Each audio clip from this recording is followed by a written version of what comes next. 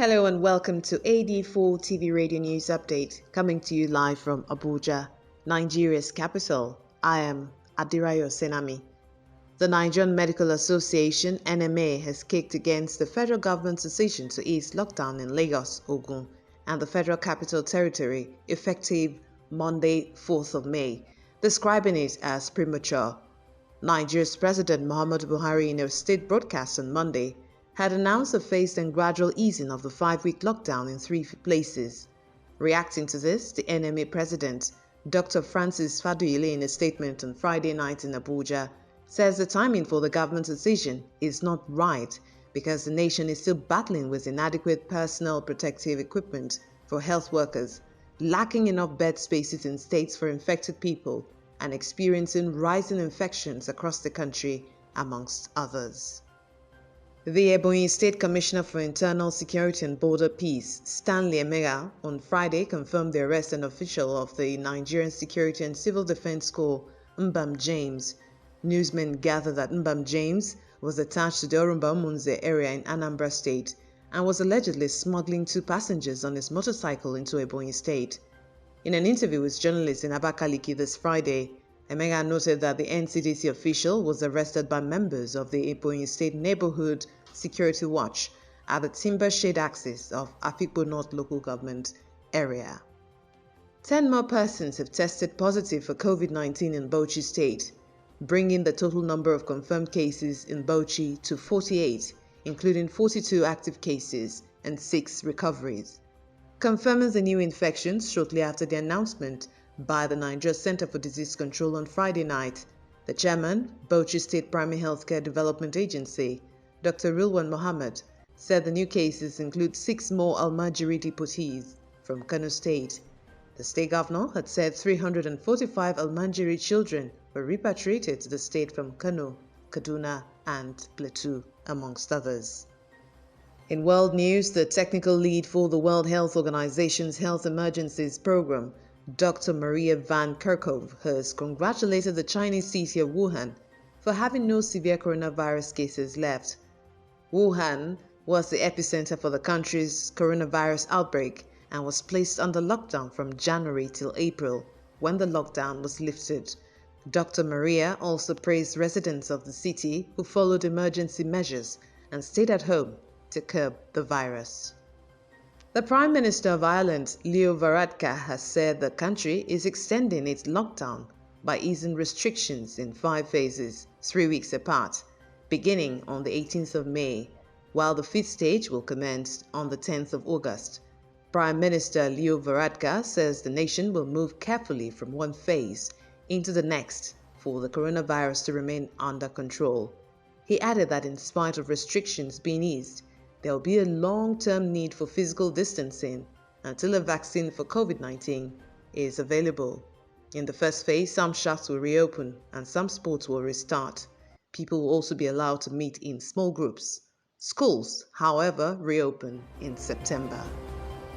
We take a break now, and when we return, Russian minister hospitalized after testing positive for coronavirus disease. Stay tuned, details coming shortly.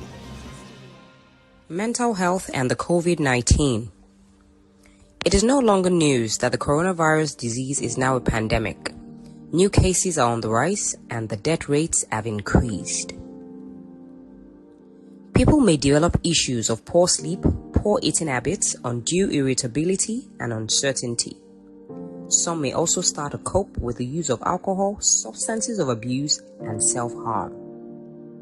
While all of these reactions can occur in response to a stressful event, it is important to share tips to help people remain in optimal mental health. 1. Let's normalize the conversation.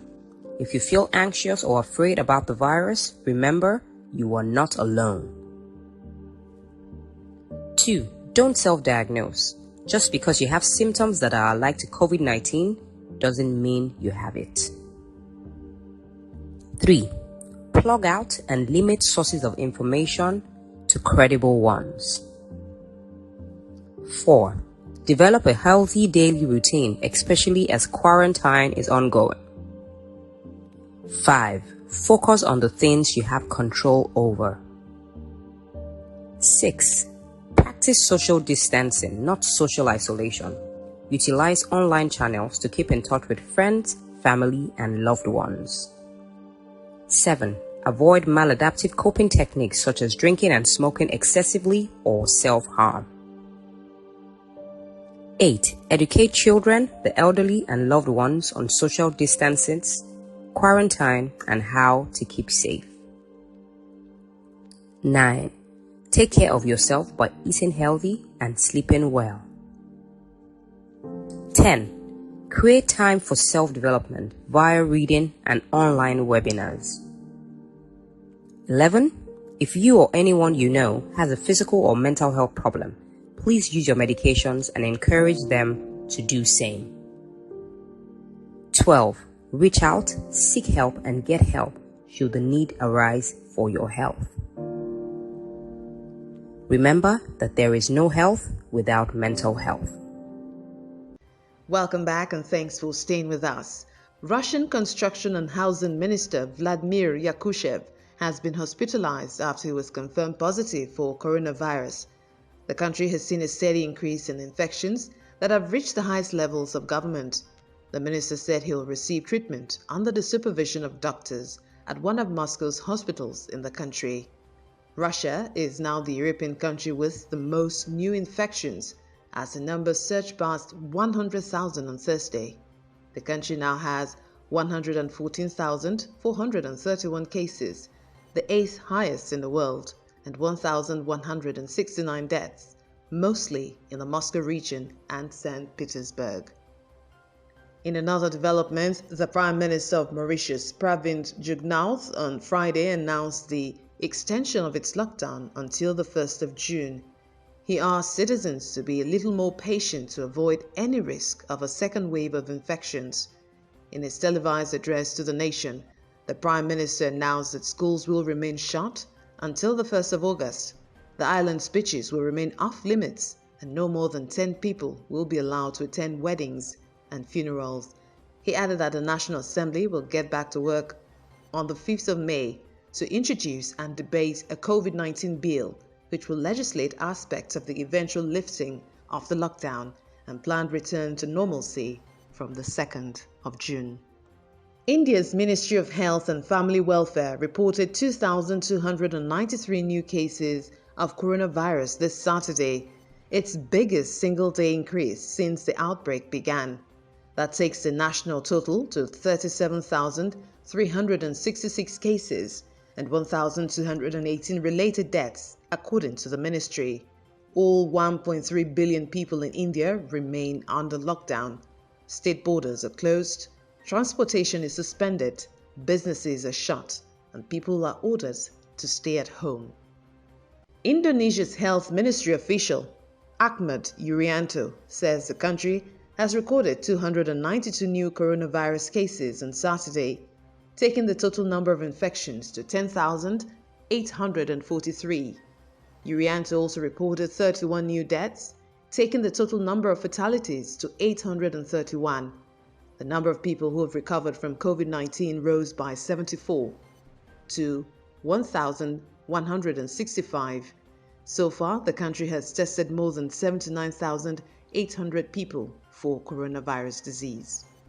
The Democratic Republic of Congo's health authorities this Friday said no fewer than 41 coronavirus cases have been recorded in an overcrowded military prison outside Congo's capital, Kinshasa. The DRC's health minister, Eteni Longondo, told Tap Congo Radio that prisoners at Ndolo jail are still being tested, but he expects the number of cases to rise. Longondo says the current source of the virus is a woman who came to deliver food at the jail. And that's it, an 84 TV Radio News Update coming to you live from Abuja, Nigeria's capital. You can join the conversation on our website at www.84tvradio.com. Please follow us on our social media platforms at 84 TV Radio on Facebook, Twitter, LinkedIn and Instagram. Please subscribe to our YouTube channel at 84 TV Radio. Many thanks for watching. I am Adirayo Senami.